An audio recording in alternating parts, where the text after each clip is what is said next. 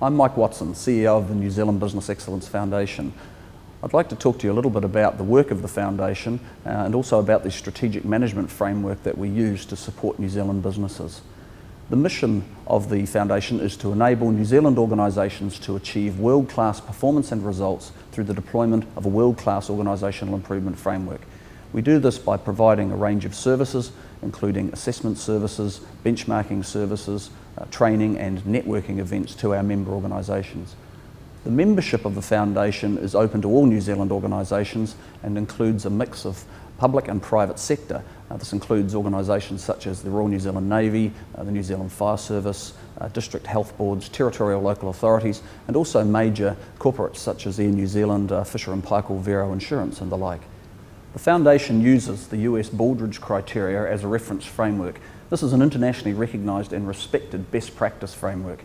The New Zealand Government, through the Ministry of Economic Development, searched for a robust model of business improvement and funded the development of abridged criteria for New Zealand businesses. The Baldrige criteria is the most comprehensive and most accepted model in the world for measuring performance excellence. It applies to all types and sizes of organisations, is structured, holistic and non-prescriptive.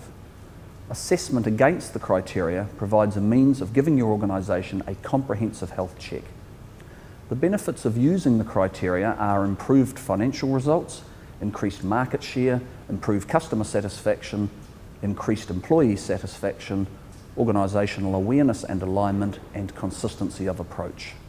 Business improvement models have evolved over the years from a very transactional focus in the early days through to a far more holistic focus now, where the organisation looks at all elements of its business. So what is a business excellence approach? Well, essentially it's about adopting a continuous incremental improvement approach. You have day-to-day things to do to run the business, but it's very much about identifying those improvement opportunities, prioritising them carefully, and then ensuring that you're addressing initiatives where you get the most bang for your buck. This includes, after you've identified the initiatives, benchmarking to ensure that you're not reinventing the wheel and that you're able to learn from others who have done things very successfully. When the Ministry of Economic Development conducted their research, they looked at all the main business improvement models that were being used in New Zealand and internationally. And what they found was very interesting in that these models all operate in tandem with each other, and you can use a variety of them rather than having to pick one model and stick with that. The Baldrige framework, of course, sits across the top, but like an umbrella framework, and allows all of these other frameworks to work in harmony with it. The Baldrige criteria reflects the common characteristics of world-class organisations. These are the behaviours of the top performing organisations in the world. The framework itself is, as I mentioned earlier, holistic, it's generic, so it applies to different business types and sectors, but more importantly, it's non-prescriptive in that it doesn't tell you how to run your business. It's often called structured common sense. It asks all the important questions, but it leaves the business itself to determine what processes they should be using to meet their business needs. As an example, if you look at one of the key relationships between the criteria categories, we start with leadership, where we're looking to what the vision of the organisation is and what are the key objectives that you're trying to achieve. This then links to the strategic planning category, where it asks how are you going to achieve this? What is your plan? Then it links to category 4, where it asks how you're going to track your progress through key performance indicators, measures, targets and the like. And then finally, how do you prove that this is all working via your business results? So where are you going? How are you going to get there? How are you going to track your progress? And how are you actually doing?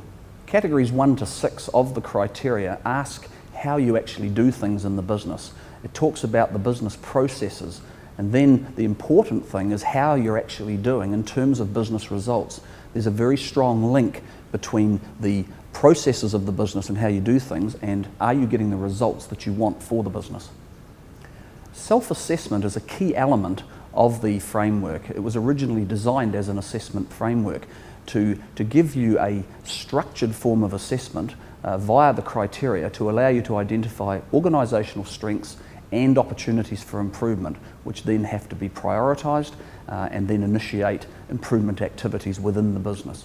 The assessment element is particularly important in that you need to put a stake in the ground as to where the business is at the moment, then using the international framework as something to strive for, as the goal, being world class. What the assessment does is it enables you to identify where the largest gaps are in order that you can start prioritising and initiating the improvement activities. As you can see, the assessment element is particularly important in terms of identifying where you are at the moment, putting a stake in the ground, so to speak, and then determining where you want to be in the future. The criteria itself acts as a best practice indicator of the levels of performance you might be striving for. And of course, the assessment enables you to identify the gaps in the business to enable you to prioritise and begin improvement activities. Organisations use the criteria to regularly assess their business, but also to track their progress to make sure that they're actually getting some bang for their buck for their investment in business improvement activities.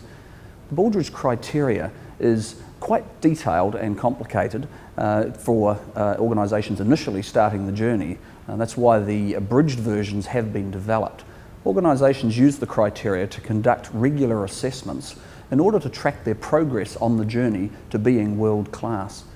The Baldrige criteria is quite complicated and very detailed, and initially organisations should use one of the abridged criteria to get their feet wet, so to speak, then transitioning after time into the full international criteria. Business is very complex. There are an awful lot of processes within the various headings of the criteria.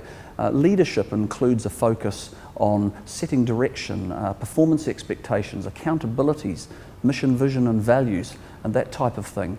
Strategic planning, planning development, planning deployment, action planning, customer and market focus. Who are your customers? How do you determine the requirements of those customers and the relative importance of those requirements? And more importantly, how do you determine you are meeting your customers' requirements? The Category 4, the information and analysis and knowledge base, is performance management of the organisation, knowledge management, the type of information and information systems to disseminate knowledge to staff and stakeholders. Human resources, the development of work and jobs and work systems, learning and development, health and safety. Category 6 is all about processes, key processes that provide value to customers, and support processes such as HR, marketing, IT and similar. Finally, the results section. This is the evidence base that the processes or approaches that you're taking to business are effective and giving you the results you require. So why do it?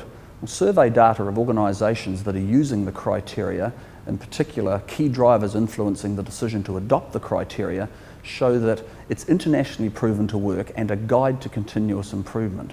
The other part of the survey looks at the benefits of actually using the framework, benefits that have been experienced by member organisations, and in particular this shows improved business results and a clarity of direction in terms of business improvement.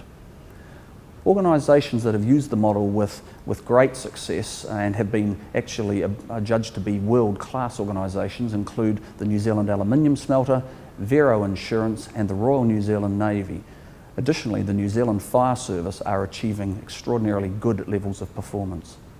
Illustrating the point that I made earlier about the ability to use the various frameworks in harmony, the New Zealand Aluminium Smelter has a very effective Lean Six Sigma program and have achieved some incredible results and savings over a period of years. They also have ISO accreditation, they have a balanced scorecard that works very effectively, but they use the Baldrige framework as an overarching framework for the business.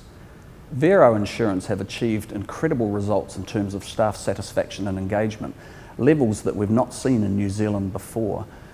What you'd normally ask at this point is, has this translated through to business results? Very happy and engaged staff is one thing, but Vero Insurance have also achieved market preference at levels we've also not seen before. They have 3 times the market preference of their nearest competitor. The Royal New Zealand Navy have a vision to be the best small nation navy in the world, and essentially they achieved that in 2009. They have regularly assessed themselves to determine that they're making an improvement in the various areas of the criteria to make sure that they're getting return on the investment in their business excellence program. The New Zealand Fire Service has been using the criteria as a total organisational model for many years and achieving some tremendous results. a very large, complex organisation with nearly 10,000 employees, communication being a particular challenge to them, one that they are addressing extremely effectively. They are also, after all, the most trusted profession in New Zealand. So in summary, the fundamentals of running a successful organisation are the same, whether you're in the public service, private sector or not-for-profit. There is no better alternative to a structured, consistent approach to business improvement activities. Business improvement is not an add-on, this is just part of running a successful organisation. We would love to hear from you. Please don't hesitate to contact the Foundation for an obligation-free chat. Thank you.